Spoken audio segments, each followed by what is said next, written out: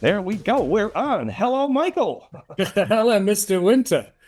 It's been a long time since we've seen each other or spoken to each other. I know we had some contact over the years here and there on either Facebook, on WhatsApp, and so forth, but we haven't really had a conversation since about 2007.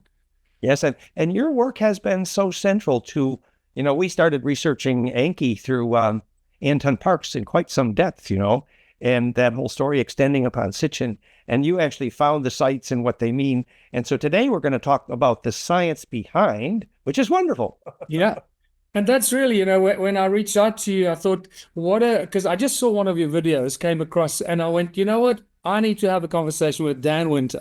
Because here's a guy that really gets it, he understands it, and he speaks the scientific language so that the scientists and the physicists and the academics out there can understand and make the connection between the ancient discoveries that are sitting in my museum and the true and the real science and physics behind it. That gets me very excited. Yeah, because when we study the history, we actually know the path that Enki and Thoth's team followed when Atlantis went down. We know how they went across North Africa to start the Egyptian civilization, which was then named Thothmosis, which means sons of Thoth, which is the name of the kingship line of Egypt. And they had very important skills. For example, when they had mummy powder in every pharmacy in Europe for 300 years, and later they thought it was because of the gold powder, in the mummy powder, which was there. But what they didn't understand was that the Thoth skill of mummification, it wasn't that the Egyptians were eating the monoatomic gold, which later became Holy Communion. No, the natron in the physics of mummification was alchemically converting the tissue to rhodium iridium amulet, literally a gold powder, which applies the transmutation, the alchemizing of the ore.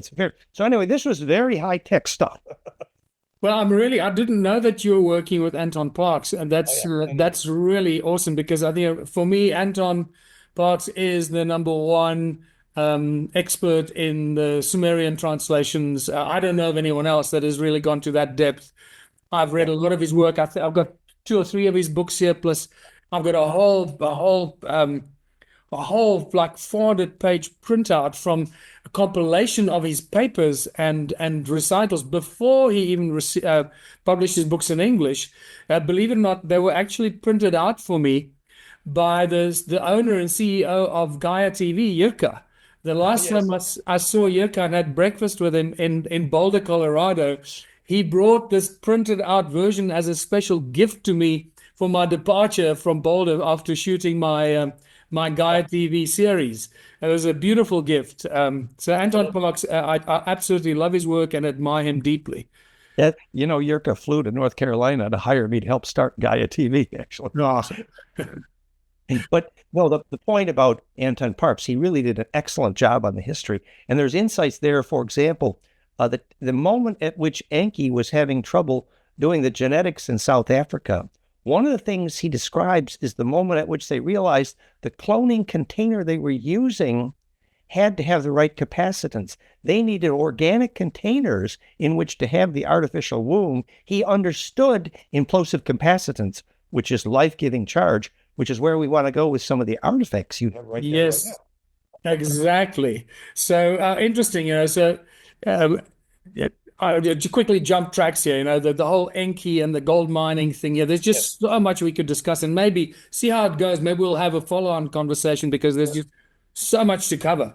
One thing that the penny dropped for me probably a few years ago now is that entire Barberton crater, the impact crater, that I believe is a crater, but it wasn't nearly as big at the time of impact. It was a lot smaller. But what these impact craters do, they somehow solidify the monoatomic elements in the ground, and gold being one of them, and turn them into diatomic gold, or yellow gold as we know it. And I think that's why they built Adam's calendar right there on the edge, on the mountain, overlooking that site. And I believe that was the very first Anunnaki gold mine that Enki started here in Southern Africa. And that's why Adam's calendar is there, because it's a giant machine. It is a giant toroidal vortex generating energy machine.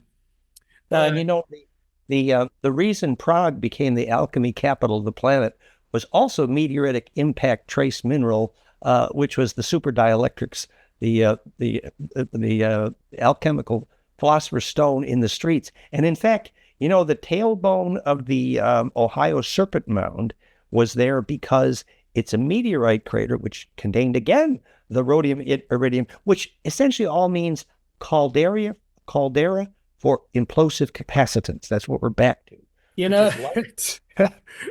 I just love the way you brought up implosive capacitance. Just before I came here to have this Zoom call with you, an unexpected guest arrived at Stone Circle Lodge, the head office of the Ubuntu movement in one small town, and my museum. That's where it all started.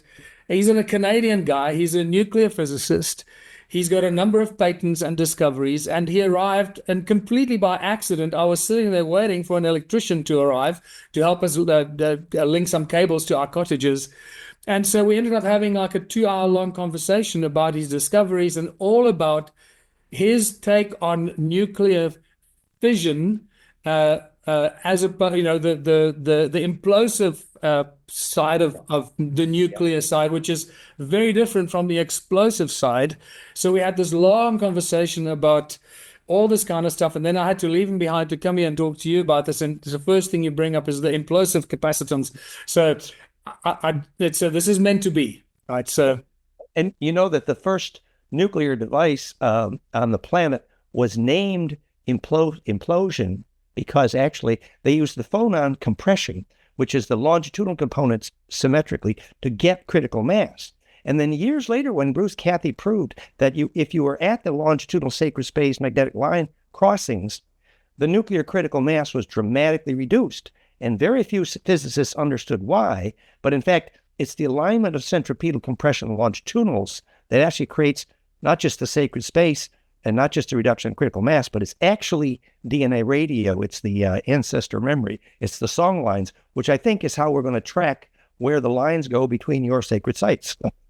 Yeah, it's really interesting, man. So just for those watching this, I'm gonna drag Dan Winter into cymatics. I'd like to discuss cymatics with Dan. Then I'd like to talk about toroidal fields, toruses and torus toroidal fields, and vortex fields, and so forth. Oh, and the importance of that. Then I'd like to talk about cone-shaped tools, the important cone-shaped tools that I've discovered here in South Africa that fill my museum, magnetrons, and then obviously the main thing are the torus stones, and this torus stone I brought specifically to share with you and the viewers. This is the stone that crashed the TSA security system at Doha, Qatar in 2013. When I was on my way to see Nassim Haramein, and here's a picture of me handing that stone to Nassim in 2013. And then, unfortunately, Nassim didn't use it to do any research. So I requested it back, and it slowly made its way back to me over a 2-year period. So it's back in the museum. So, yeah. So just to say, what we believe about those stones is that if you've measured the weak capacitive field, and that's what I suggested to you in the email, that the same way we spectrum analyze a brainwave, we measure light force. So probably in the center of that torus, you should feel a weak negative ion wind cooled breeze coming out the center. And that I'll show you something really interesting. So now we're really jumping into the deep end here. Before we go, this is one of my favorite little gadgets. I'm sure you've got these little beautiful toroidal.